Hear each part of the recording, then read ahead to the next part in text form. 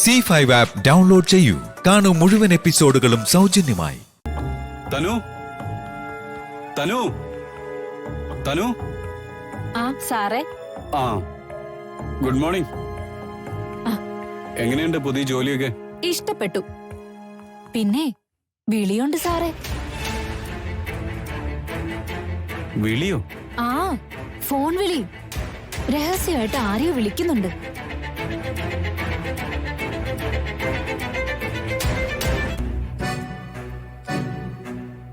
രാവിലെ വരുമെന്ന് ഞാൻ വിചാരിച്ചു. മെഡിസിൻ കിട്ടിയോ?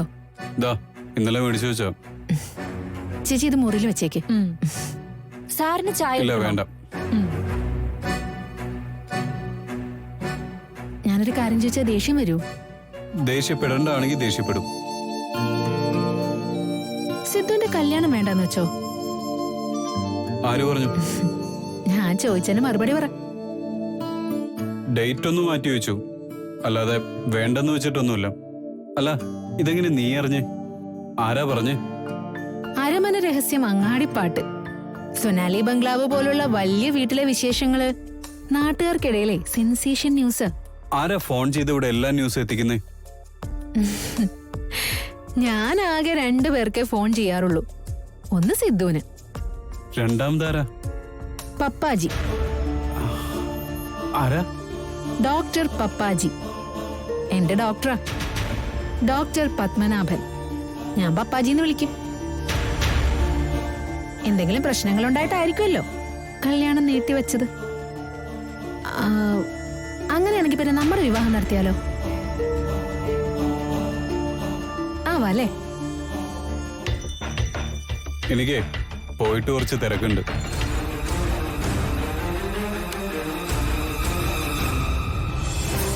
ഞാൻ എപ്പോ ഈ വിഷയം ചോദിച്ചാലും സിദ്ധു ഒഴിഞ്ഞു മാറിപ്പോവും. എന്നാ എനിക്കൊരു ഉത്തരം തരുന്നത്?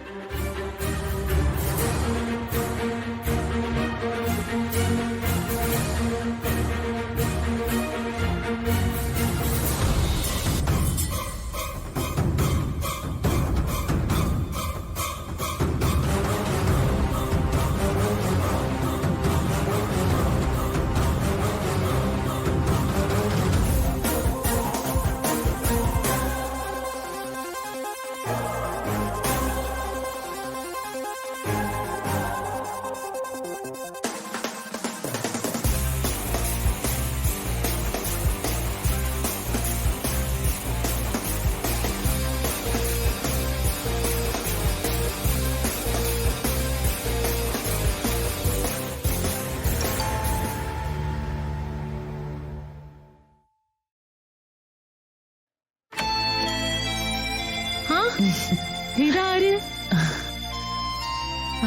ഞാൻ മാത്രമേ ഉള്ളൂ. ആമി, വിരുന്നുകാരൻ കിട്ടാ. നിക്കണോ പോണോന്ന് പണ്ടാരണ്ട് പറഞ്ഞ പോലെയാണ് പിള്ളേരുടെ കല്യാണക്കാര്യം. നടക്കോ ഇല്ലയോ? മമ്മിക്ക് എന്തെങ്കിലും പുതുതായിട്ട് പറയാനുണ്ടോ? കാര്യങ്ങളെല്ലാം പ്രഭയ്ക്ക് അറിയാലോ. അല്ല, ഈ കല്യാണത്തിന്റെ കാര്യം അവിടെ നിക്കട്ടെ. എന്റെ ശരത്തുമോന്റെയും പൂജമോളുടെയും കല്യാണക്കാര്യോ? അതിലെന്തെങ്കിലും ഒരു നീക്കമൊക്കെ ഉണ്ടാവോ? പൂജമോള് ചെറിയ കുട്ടിയല്ലേ, പഠിച്ചോണ്ടിരിക്കുന്നതല്ലേ ഉള്ളൂ. അല്ല, അവരുടെ കല്യാണത്തിന് പപ്പ ഓക്കെ പറഞ്ഞതല്ലേ. ഒരു മോതിരിട്ടിട്ട് നമുക്ക് ആ ബന്ധം ഉറപ്പിക്കാം. അത് ആലോചിക്കാം പ്രഭേ.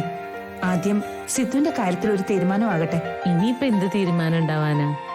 പൂജമോളുടെ പഠിത്തത്തിന്റെ കാര്യം ഓർത്തിട്ട് നിങ്ങൾ ആരും വിഷമിക്കണ്ട. ശരത്ത് അവളെ അമേരിക്കയിലോട്ട് കൊണ്ടുപോയി പഠിപ്പിക്കും. അതിനുള്ള ഫുൾ ചെലവും ആ നോക്കിക്കോളും.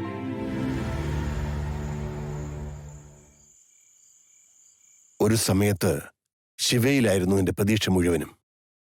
പിന്നീട് നിന്നിലായി. എന്നാൽ ഇന്ന് നീ എന്റെ പ്രതീക്ഷയ്ക്ക് മങ്ങലേൽപ്പിച്ചിരിക്കുന്നു. ഒരു ഹാർട്ട് പേഷ്യന്റ് എന്ന നിലയ്ക്കുള്ള പരിഗണന എനിക്ക് വേണ്ട, ആ സഹതാപവും വേണ്ട. പക്ഷേ ഒരു അച്ഛനെന്ന പരിഗണന ഉണ്ടായേ പറ്റൂ. ഞാനത് അർഹിക്കുന്നു.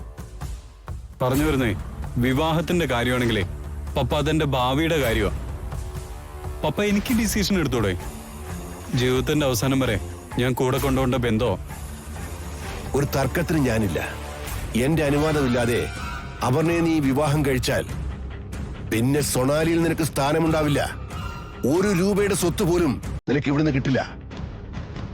മനസമാധാനത്തോടെ നിങ്ങൾ ജീവിക്കില്ല. ഞാനാ പറയുന്നത്. എന്റെ പപ്പയാണോ ഇങ്ങനെയൊക്കെ സംസാരിക്കുന്നത്? ഈ ഭാഷ, ഈ നോട്ടം. പപ്പയ്ക്ക് എന്താ പറ്റിയേ? നമ്മൾ ഈ സംസാരിച്ചത് മറ്റാരും അറിയരുത്. മനസ്സിലായോ?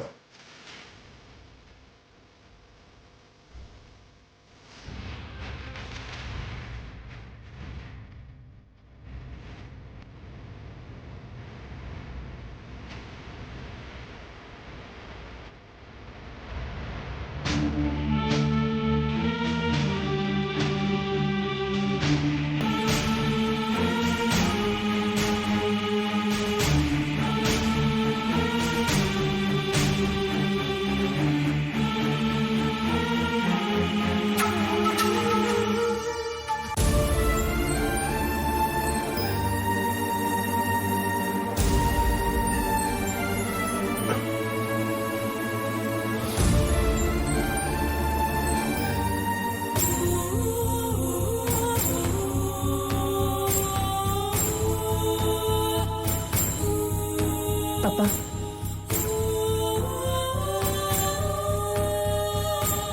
രണ്ടുപേര് സംസാരിക്കുന്നത് മാറി നിന്ന് കേൾക്കുന്നത് നല്ല സ്വഭാവമല്ല. കരുതിക്കുട്ടി ഒളിച്ചു നിന്ന് കേട്ടതല്ല ഞാൻ. ഇനി അങ്ങനെയാണെങ്കിൽ തന്നെ എന്റെ മോനും പപ്പയും തമ്മിൽ സംസാരിക്കുന്നതിന്റെ കാര്യം എന്താണെന്ന് അറിയാൻ പാടില്ലെന്നുണ്ടോ? അപ്പുവുമായുള്ള സിദ്ധുവിന്റെ വിവാഹത്തിന് മുൻകൈ എടുത്തത് പപ്പയാ.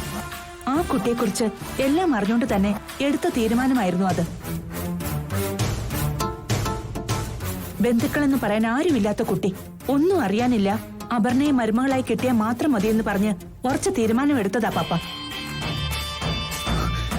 ഞാൻ പോലും അത്രയും പ്രതീക്ഷിച്ചില്ല. അതേ പപ്പ പെട്ടെന്ന് നിലപാട് മാറ്റിയത്. ഈ വീട്ടിൽ വന്ന അപ്പുനെ അപമാനിച്ചു വിടാൻ പോലും തയ്യാറായി പപ്പ. ഇപ്പൊ അതെല്ലാം കഴിഞ്ഞിട്ട് സിദ്ധുവിനെ ഭീഷണിപ്പെടുത്തുന്നു. അപ്പൂനെ സ്വന്തം മോളെ പോലെ കരുതുന്ന ആളാ ഞാൻ. അപ്പൂന് ആമിയെ പോലെയാ ഞാൻ. ഞാനിനി ആ കുട്ടിയോട് എന്തു പറയും? എങ്ങനെ അതിന്റെ മുഖത്ത് നോക്കും? അതാണോ മഞ്ജുന്റെ പ്രശ്നം? അത് മാത്രമല്ല, സിദ്ധു എന്നോട് ചോദിക്കുന്നു പപ്പ എന്താ മനസ്സിൽ കൊണ്ട് നടക്കുന്നതെന്ന്. ഞാൻ അറിയാതെ പപ്പയ്ക്കൊരു തീരുമാനമുണ്ടെന്ന് അവനും വിശ്വസിക്കുന്നു. എന്റെ ഒഴികെ എല്ലാവരുടെ അഡ്വക്കേറ്റ് ആണോ മഞ്ജു? എന്നാ തുറന്നു പറ, അപ്പൂനോടും ഈ കല്യാണത്തിനോടുള്ള എതിർപ്പിന്റെ കാരണം എന്താണെന്ന്. അതറിയണോ എനിക്ക്?